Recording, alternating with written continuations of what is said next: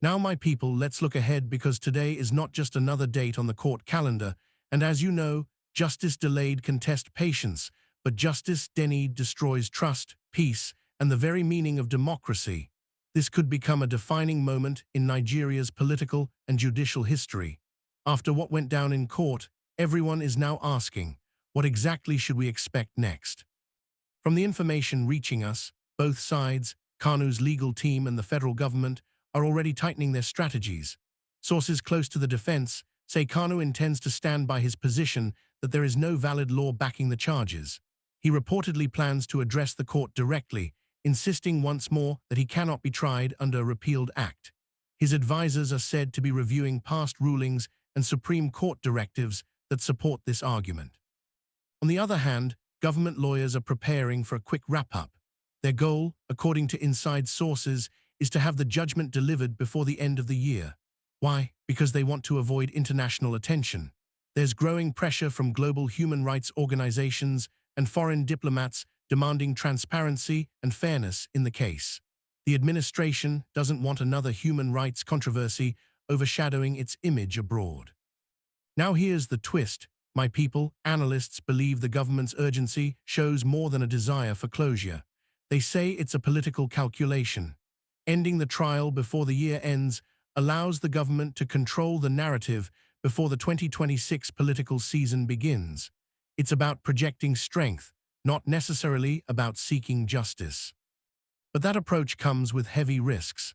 If the court rules against Kanu in a way that appears politically influenced, the reaction might spill beyond the southeast.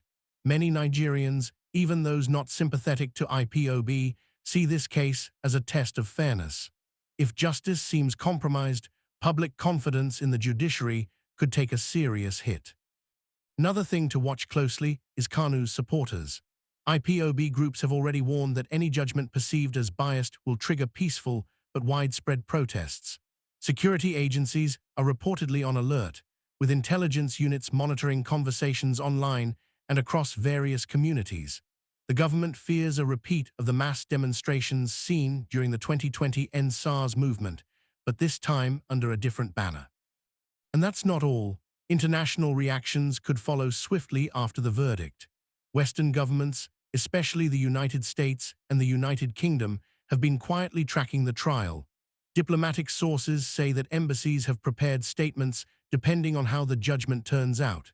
If the process is seen as politically motivated or unjust, expect global headlines within hours. Let's not forget, this case has become symbolic. It's no longer just about Nnamdi Kanu as a person, but about whether Nigerian courts can rise above political pressure.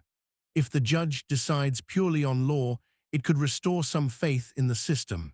But if politics overshadows legality, it might deepen divisions that could take years to repair. Remember, Kanu's legal team is relying heavily on Section 36(12) of the Constitution, that no one can be convicted for an offense not clearly defined by law. If the judge agrees with that, the charges could be struck out entirely. But if the court rules that procedure overrides legality, it could set a precedent that worries every citizen. Now here's something few are talking about, the international media angle. Several global news outlets are reportedly planning detailed features around today.